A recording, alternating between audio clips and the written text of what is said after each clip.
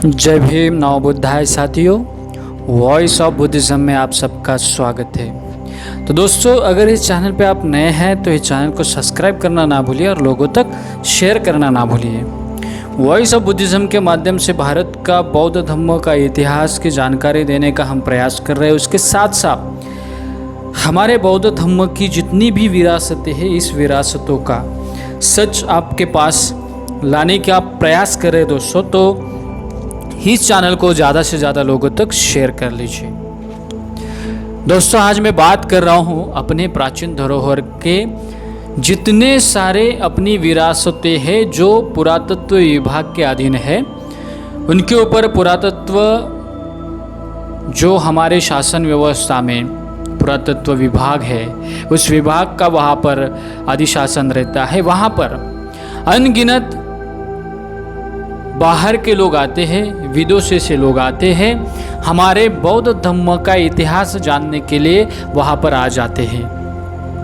दोस्तों, ये बात इसलिए कहने का प्रयास कर रहा हूँ क्योंकि हमें ये समझना चाहिए कि हमें कौन सी तरीके से और किस तरीके से काम करना चाहिए। आज हम बौद्ध धर्म के अनुयायी होने के बावजूद भी हमें अपना इतिहास पता नहीं है, और ये इतिहास पता न होने की वजह से आज हमारे कई जो अनुयायी है, कई हमारे भाई बहन है जो आज भी पीछे रह चुके हैं, आज भी वो पीछे है। तो दोस्तों, ये सच सुनने की कोशिश करो कि किस तरीके से हमारे ही धरोहर का इतिहास बताकर लोग अमीर बनते चले जा रहे हैं। किस तरीके से लोगों ने हमारे बौद्ध धर्म की विरासतों पर अपनी मालमत्ता कमाई है। मैं आपको ये इसलिए बताने की कोशिश कर रहा हूँ कि आपके पूरे भारतवर्ष में जितने सारे बौद्ध धर्म की विरासतें हैं, वहाँ पर ही ज़्यादा से ज़्यादा पर्यटन हो रहा है। और ये जो पर्यटन में विदेशी लोग आते हैं, विदेशी पर्यटक आते हैं, वो भारत में बौद्ध धर्म के स्थलों का, बौद्ध धर्म की पिलग्रिमेज करते हैं। क्यों? क्योंकि बुद्ध का जन्म से लेके, बुद्ध की ज्ञान प्राप्ति से लेकर, बुद्ध का प्रथम उपदेश से लेकर बुद्ध की महापरिनिर्वाण जगह पर जहाँ जहाँ बुद्ध ने अपनी धम्मवाणी सुनाई है, वहाँ पर लोग जाके उस जगह का दर्शन लेते हैं। तो ये विदेशी लोगों की आस्था है, विदेशी बौद्ध धर्म के अनुयायियों की आस्था है, और वो आस्था के लिए जग भर में बौद्ध राष्ट्रों से अनगिनत बौद्ध आस्था वाले जो बौद्ध धर्म के अनुयायी हैं, वो भारत में आते हैं। भारत में आकर वो बुद्ध गया से लेकर नेपाल तक का पिलग्रिमेज करते हैं। दूसरा पिलग्रिमेज दक्षिण भारत में भी होता है, अपनी बहुत सारी अनगिनत विरासतें देखने के लिए। महाराष्ट्र में भी अनगिनत जगह पे बुद्धिस्ट स्थलों पे पिलग्रिमेज होता है, यानी कि बौद्ध स्थलों का दर्शन लेने के लिए, बौद्ध धर्म की विरासत देखने के लिए लोग जाते हैं। जैसे कि अजंता वेरूल में लोग बहुत पैमाने पर जाते हैं क्योंकि वो जग प्रसिद्ध लेनिया है। महाराष्ट्र में कम से कम 2000 लेनियों में से महाराष्ट्र में 1500 से ज़्यादा लेनिया है, और इनमें बौद्ध धर्म की विचारधारा वहाँ पे उस पत्थर में कार्विंग की है, या तो उस पत्थर में लिखी हुई है। और जो हम प्राचीन भारत का इतिहास पढ़ाने की कोशिश करते, सुनाने की कोशिश करते, तो हमें ये पता चलता है कि इतना दीप्यमान और गौरवशाली इतिहास क्वचित किसी और के पास होगा। नहीं तो बिल्कुल हम ये देखते हैं कि हमारे भारत की जो बौद्ध विरासतें हैं, यहाँ पे इतिहास आज भी जीवित है। तो क्यों ना हम इस बात पे गौर करें कि हमारी जितनी सारी विरासतें हैं, इन विरासतों पर ये लोग अपनी कमाई कर रहे हैं, और उस कमाई हुई पैसों से ही हमारे बौद्ध लोगों के ऊपर अन्याय अत्याचार की मालिका स्टार्ट करते हैं।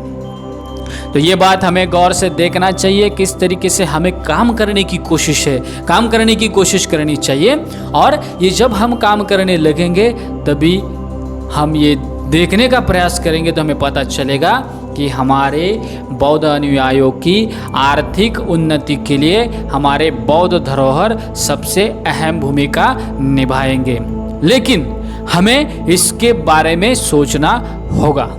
दोस्तों, जब मैं ये काम शुरू किए हैं, जब हमने शुरू किए थे, तभी हमें ये पता चला कि इसमें कितनी आमदनी होती है और कितनों की यहाँ पे हम ये कह सकते कि यहाँ पे कितने करोड़ों की उलाढाल होती है, या यहाँ पे वो ज़्यादा से ज़्यादा शेयर होते हैं, पैसा यहाँ पे आता है।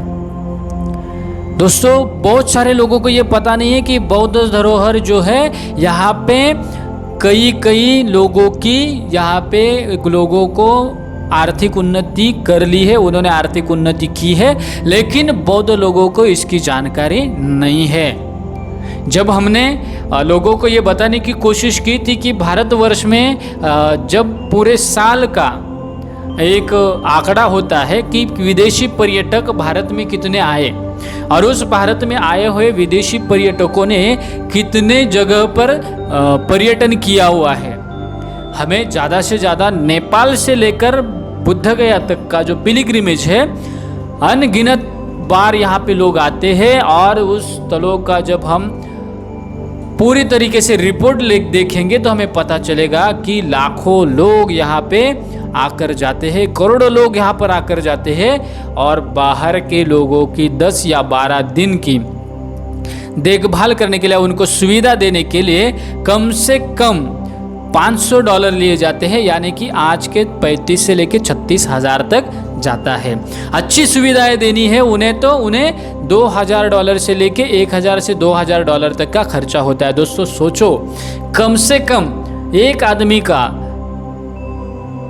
10 या 12 दिन का $500 यानी कि 35,000। दोस्तों आपके पास अगर 50 लोग भी आ गए या 30 लोग भी आते हैं तो सोचो आपकी आमदनी कितनी होती है।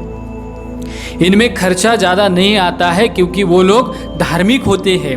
धार्मिक होने की वजह से वो लोग या तो मोनेस्ट्री में स्टे करते हैं, वो किसी बड़े होटल में ही उन्हें स्टे करना है ऐसा नहीं होता है, क्योंकि वो धार्मिक होते हैं, धम्म में आस्था रखने वाले लोग होते हैं। तो दोस्तों ये महत्वपूर्ण बात है, बहुत ही इम्पोर्टेंट बात है, और इसको ध्यान से सोचने का प्रयास करो। मैं आपको ये बताने की कोशिश इसीलिए कर रहा हूँ कि जब आप इसका कैलकुलेशन करेंगे तो हम इसके बारे में भी एक एनालाइज वीडियो आपको डालने वाला हूँ। जो इस बौद्ध स्थलों पे जितने सारे बौद्ध पर्यटक आते हैं, बौद्ध आस्था में बौद्ध अनुयायी यहाँ पे आते हैं, तो उनके ऊपर मिलने वाला पैसा, उनके पास से आने वाला पैसा किस तरीके से अन्य लोगों के पास जाता है, गैर बौद्धों के पास जा रहा है, और गैर बौद्ध उसका इस्तेमाल हमारे खिलाफ कर रहे हैं। तो इसके लिए हमें ये जानकारी लेना ज़रूरी है, क्योंकि भारतवर्ष में लगभग भारत के इस साल भर का जब हम हिस्ट्री देखने जाएंगे तो करोड़ों लोग यहाँ पे भारतवर्ष में आते हैं और कई ज़्यादा आमदनी उससे प्राप्त होती है। दोस्तों तो ये बुद्धिस्ट स्थलों का पिलग्रिमेज का जो पार्ट है उसमें आपके होटल ज़रूरी है, उसमें आपका खाना बनाने वाला हो, उसके आपके गाड़ी हो, ये बहुत ही अहम चीज़ें हैं। अगर ये आपके पास है तो आप ये काम बहुत ही आसानी से कर सकते हैं, और इनमें हमारे लोगों को आना चाहिए, तभी हम अपनी विरासतों को बचाने की जो कोशिश करते हैं दोस्तों, तो ये कामयाब हो सकते हैं। इसलिए मेरी विनती है कि आप जितने सारे बौद्ध अनुयायी हैं इसके ऊपर ध्यान दो। हमारे बौद्ध स्थल जहाँ पर भी हमारे बौद्ध स्थल है वहाँ पे अपनी ही व्यवसाय यानी कि अपना ही बिजनेस डालने की कोशिश करो। बौद्ध लोगों का इतिहास है, भारत के बौद्ध लोग बिजनेसमैन थे, बहुत बड़े बिजनेसमैन होने की वजह से वो प्राचीन भारत में अपनी बिजनेस करने के लिए दुनिया भर में जाते थे। तो दोस्तों ये हमारे बिजनेस बिजनेस माइंड रखने वाले लोगों का हमारा हिस्ट्री है, तो हमें ये बात समझनी चाहिए और हमें इसके ऊपर गौर करना चाहिए, इसके ऊपर हम इम्प्लीमेंट करना चाहिए, और इसके माध्यम से ही हम आगे निकल जा सकते हैं। तो दोस्तों किसी की गुलामी करने से अच्छा है कुछ अपना खुद का बिजनेस खोलने की कोशिश करो, तभी हम आगे निकल जा सकते हैं। और बौद्ध धम्म के जितने सारे विरासतें हैं यहाँ पर वो सारी उपलब्धियाँ है, बस आप उस नज़रिया से देखो तो आपको पता चलेगा कि हमारी धरोहर पे कितना इनकम सोर्स जनरेट होता है। लगभग आप देखोगे तो उस समय जो बाहर के लोग आते हैं उनको केयर करने के लिए गाइड लगता है दोस्तों, गाइड को भी लाखों रुपए मिलते हैं। उस समय जो खाना बनाने वाले लोग रहते हैं उनके लिए भी लाखों रुपए खर्च होता है। रहने के लिए जो रहता है उसके ऊपर भी लाखों रुपए खर्च होता है। तो दोस्तों व्हीकल जो रहता है उसके ऊपर भी लाखों रुपए खर्च होता है। तो इस तरीके से लाखों रुपए का बजट यहाँ पे आपके पास आता है दोस्तों। कम से कम नहीं तो 50 लोग आपके पास रहेंगे, या 30 लोग भी आपके पास रहेंगे तो 15 से 20 लाख का इकोनॉमी जनरेट होता है 10 दिन के लिए। 10 दिन के लिए 15 से 20 इकोनॉमी में कम से कम 10 लाख का प्रॉफिट जनरेट होता है दोस्तों। तो क्यों हम इस बिजनेस में ना आए, क्यों हम हमारी बौद्ध धरोहर में जो इकोनॉमी सोर्स जनरेट होता है उसके ऊपर ध्यान क्यों ना दे। इसीलिए दोस्तों आज का ये वीडियो हो। अगर ये वीडियो आपको समझ में आया रहेगा तो दोस्तों इसको लाइक करो, सब्सक्राइब करो, ये चैनल को सब्सक्राइब करो, इस वीडियो को लाइक करो, शेयर करो और कमेंट बॉक्स में आप ये बता दो कि आपको कौन सी जगह पे ये बातें समझ में आती है और किस तरीके से इसको इम्प्लीमेंट करना चाहते हैं। अगर आप हमारे साथ जुड़ना चाहते हैं दोस्तों तो इस माध्यम से भी आप जुड़ सकते हैं।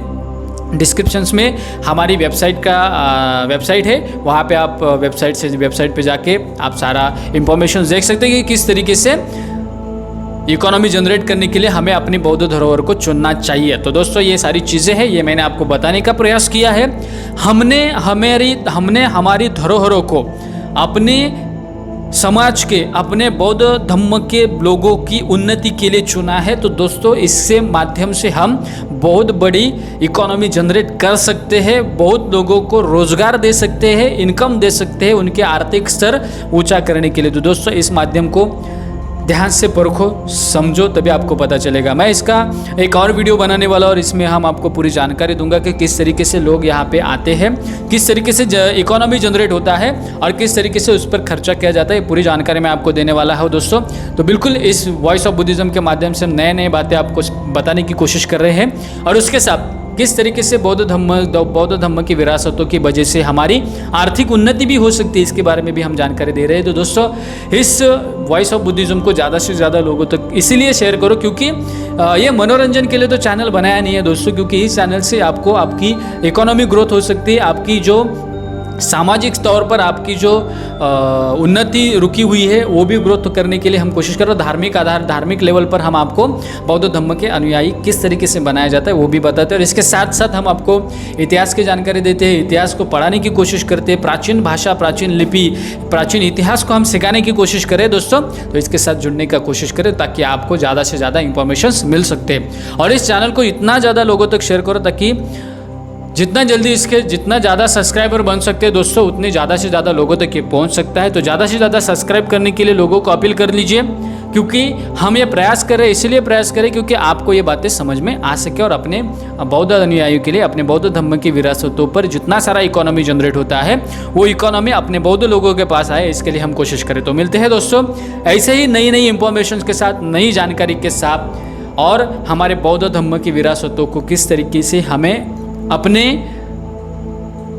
अंडर में लेना चाहिए, अपने दृष्टि से अपने रखना चाहिए, उसके ऊपर किस तरीके से इकोनॉमी जनरेट होता है वो इकोनॉमी अपने पास आना चाहिए, इसके लिए काम करें। और दोस्तों इसीलिए ये YouTube चैनल के माध्यम से लोगों तक ये बातें बनाई जा रही है। तो दोस्तों मिलते हैं आगे वाला नया वीडियो में, आपको अच्छी से जानकारी देने की प्रयास करेंगे। इस विषय का विश्लेषण हम आगे वाले वीडियो में अच्छी तरीके से करने की कोशिश करेंगे ताकि आपको ये बातें समझ में आए। तो दोस्तों मिलते हैं अगले वीडियो में, तब तक आप सभी को जय भीम, नमो बुद्धाय।